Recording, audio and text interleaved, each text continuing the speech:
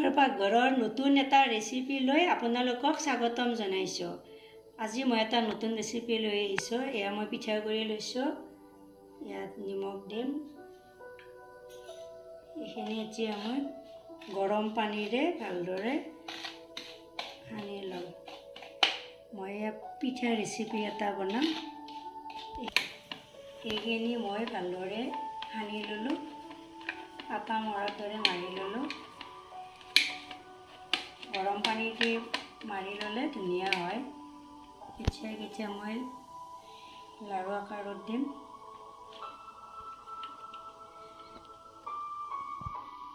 এনেদৰে বাতি বনাই ল'ম।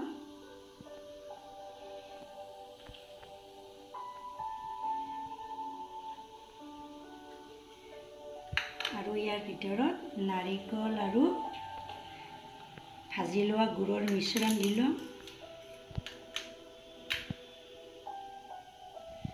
এইখিনি এতিয়া মাৰি দিম।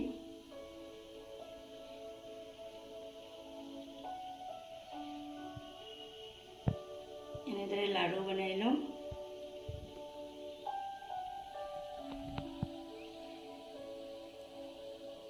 এনেদৰে গোটেইখিনি লাড়ু বনাই ল'ম।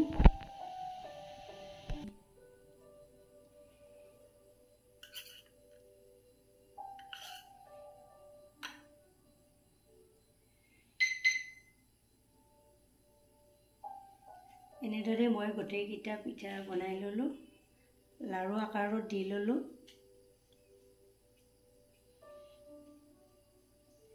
এতিয়া মই ইয়াত দিম।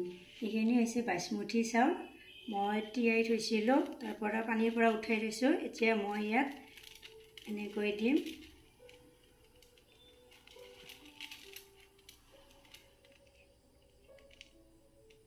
ইয়াত এনেদৰে লাগি ধৰিব চাউলকেইটা। গোটেইকেইটা এনেদৰে ল'ম মই।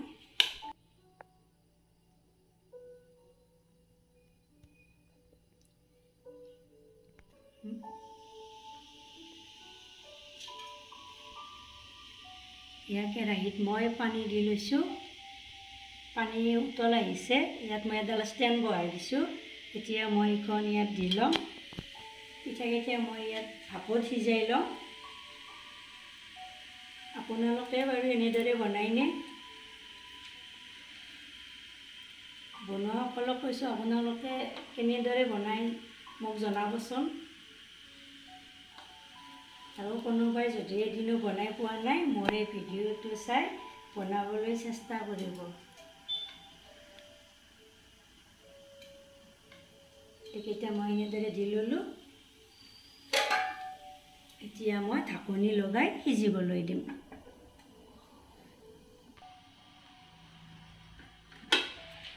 এয়া প্ৰায় হওঁ হওঁ অৱস্থায়ে, অলপ সময় পিছত হ'বয়ে, বেছি সময় নালাগে।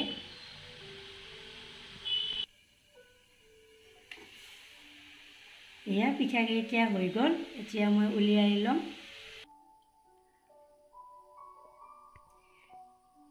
এয়া মোৰ পিঠাকেইটা ৰেডি হৈ গ'ল। পিঠাকেইটা দেখিবলৈ কদম ফুলৰ দৰে হৈছে, সেইবাবে ইয়াৰ নাম দিছোঁ কদম ফুলীয়া পিঠা।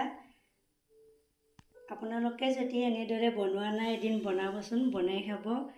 খুব সোনকালে হোৱা এটা ৰেচিপি, বেছি বস্তুও নালাগে, মাত্ৰ দুবিধ বস্তুৰে হৈ গ'ল। এনেদৰে খাই চাব। ভিডিঅ'টো কেনে পালে চাই জনাবচোন।